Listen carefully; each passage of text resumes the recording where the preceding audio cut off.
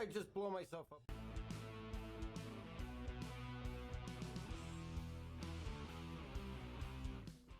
Welcome back everyone, and if you're new to the channel, welcome. I'm DarkHour717. With the 2952 Invictus here, we have found CIG is going to be introducing a new dynamic event, the Ninetails Incursion at Orisson. We're going to be going into this event and look at what the goals are as well as the gameplay and what it's like. Before we get started though, if you enjoy the videos, hit that like and subscribe button and help us reach that 5,000 subscriber mark. Currently, only 12% of the viewers are actually subscribed, and if we can get just a small portion of the other 88% to hit that button, I know we can reach 5,000 in no time. And honestly, it would really help with the YouTube algorithm as well, and I'd personally really appreciate it. Most of all, thank you to all of you that already have subscribed. Also, stick around to see how you can get entered in for a chance to win a Misc Expanse with LTI and the Stardust Paint.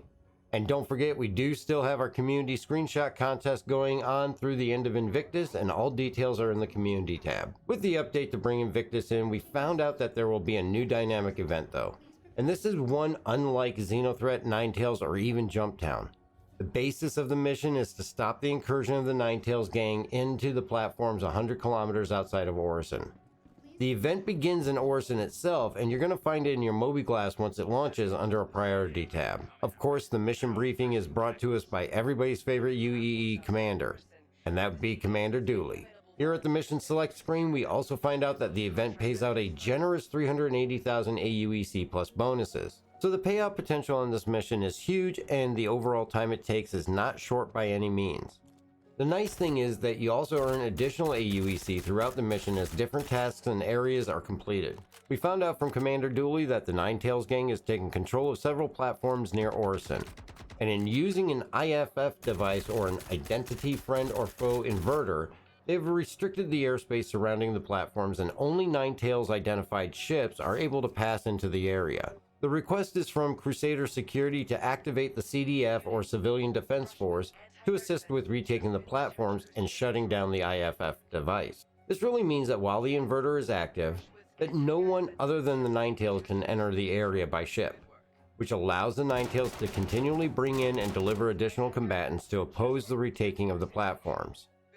CDF has managed to take control of the landing area at the nearest location of Solanki platform and has set up transport from the roof of the Crusader building in Orisson to this location. The IFF itself is located on a barge moored to the admin center, but the road to it is long and filled with hostile forces. Along the way, you're going to encounter many Ninetail gang members as well as several lieutenants that must be disposed of. Through 3 platforms with multiple towers, floors, courtyards, landing zones, and shuttle docks, you're going to fight your way and have the opportunity to confiscate ships that will allow you to reach the admin center and take out defenses as well as airborne Ninetails aggressors, until you reach the barge and search its vast labyrinth of containers and find the IFF inverter.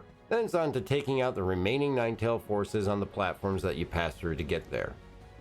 The first time we ran the event in total took several hours. We actually had a team of approximately 10 along with all the others on the server that were participating, and we were doing this on a test run on the PTU server.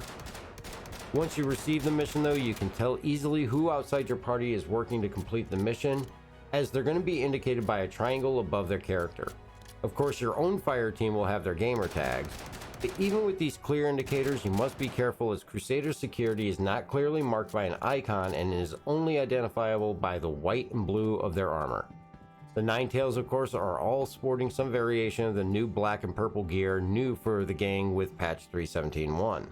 Once you're on Orisson and have the mission, you're going to proceed to the Cloud View Center and enter the Crusader building where the showroom is usually located and proceed to the roof. This is where you're going to find the deployment site littered with the remains of those that were evacuated from the incursion site. You want to make sure that before boarding the shuttle that you've loaded up with all the appropriate gear, as access to your local inventory is lost shortly after departing the shuttle dock. Throughout the event, there are numerous loot boxes with supplies such as beverages, food bars, and medical equipment. I found it is much easier to already have these items on you for ease of access and quick use. Also make sure to stock up on your favorite weapons and ammo, as on Orisson the shop does have a wide variety of ammo, but as for weapons they only provide for the purchase of an R97 shotgun and a pistol. Of course, medical supplies can be purchased from the local hospital, and I also recommend making sure to set your spawn point here on Orisson for ease of getting back into the fight if you go down. The area itself where the event takes place is restricted though, but with the mission you'll not receive a crime stat. But be warned, any accidental misfires and hitting security or another friendly participant will lead to a crime stat, and the local security will immediately turn on you, and this will end up with sending you over to Klesher. When we ran the event, we did find a small group of players that were operating as the opposition, but the second time we went in, it appeared everyone was playing to complete the mission and not impede others' progress. These players that are trying to thwart your attempts will appear with no triangle indicator above their character though, and killing them is completely legal. After starting the mission and reaching the area, it did not take long to start earning bonuses. These were rolling in periodically at the 50,000 AUEC amount, so as you work your way through, the funds are definitely flowing in as well. Total earned throughout the entire event was well over 500,000 AUEC. I actually lost track, and final payout was 290,000 just for turning off the IFF. I did lose quite a significant amount of time from the earnings, as I did accidentally shoot a security guard and had to get my crime stat cleared. I was quickly able to clear it by getting them to send me to Klesher and performing a single O2 mission to clear the 90-minute sentence quickly. It honestly took longer to fly back to Crusader from Everest Harbor, as I decided to stop at Hurrell 1 for some better guns and ammo. As you proceed from Solanki, you will fight your way to the Lieutenant, and once completed, make your way to the Pisces on the roof of the towers. And this is what you're going to use to take you to Hartmoor and Brushwood platform. Or you can opt to activate the shuttle docks and take a shuttle to the next platform. If in the Pisces, pay attention to Dooley's announcements, as she will announce when anti-aircraft has been disabled and which platform to proceed to next in the Pisces. Along the way, you want to make sure to search the bodies of the lieutenants for the intel that can tell you the codes to the large storage containers you can find throughout the map. These containers are going to contain a variety of medical supplies, weapons, as well as ammo. And as you make your way through the remaining platforms, you're also going to be able to find various Crusader ships on the upper landing pads that can be used to fly to the admin center and take out the air defenses there, so you can land and search the barge. After getting through the 3 platforms and making it to the admin center, you board the barge and the search begins for the IFF. You will encounter many parkour obstacles and puzzles, along with many hostiles as well. Once the IFF is found and disabled, then the reinforcements will cease to arrive, and it's all clean up through the 3 platforms once again. Once the Ninetails are all vanquished, you have completed the mission and you'll get paid. Overall, my first impression of the event is just one of awe. The map itself is absolutely humongous, and the number of areas that are used as spawn closets make it easy in the middle of the mission to get flanked by hostiles, enough that you really have to watch your back, but you don't have to worry about getting vastly overran. The layouts of the courtyards provide adequate cover from most angles, and the building interiors really work well whether playing solo or as an org or in a group. And when you are joined by non-party members, navigating around is still easy, even lacking the coordination of voice chat. You always have the option of in-game chat or in-game voice, but it's not always guaranteed that these are going to be active for other players.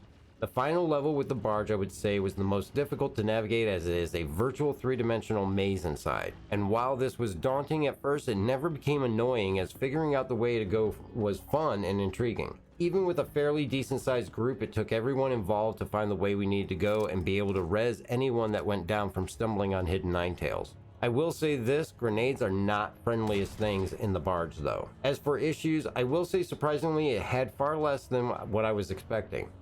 For us, when we ran through it, the most annoying was the constant repeats of Dooley's messages. It seemed that at times it just got stuck in a repeating loop that just kept saying the same thing over and over again. Also, a couple of players in our group did experience a reload bug in which animations would run, though no reload would actually take place with their weapons. This seems to work itself out after a couple of attempts, or switch guns and then switch back.